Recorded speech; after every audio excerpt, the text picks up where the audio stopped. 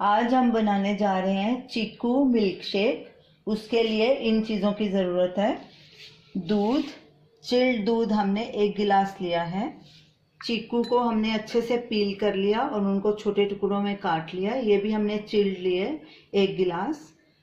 पिसी हुई चीनी 4 टीस्पून। होममेड मिल्क मसाला 1 टेबलस्पून। इसका वीडियो लिंक आपकी स्क्रीन पर ऊपर दिया गया है। तो चलिए अब इन सब चीज़ों को मिक्सर में ब्लेंड करते हैं। चीकू शेक हमारा अच्छे से ब्लेंड हो गया। अब इसे ग्लासेस में डाल के सर्व करेंगे। चीकू मिल्क शेक तैयार हो गया।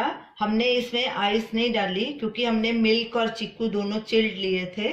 तो ये रही हमारी आज की रेसिपी, चीकू मिल्क शेक। आप इसे ज़रूर ट्राई कीजिए और हमें अपना फीडबैक दीजिए और हमारी इस वीडियो को शेयर कीजिए, लाइक कीजिए, कमेंट कीजिए और हमारे चैनल को सब्सक्राइब कीजिए। Thanks for watching.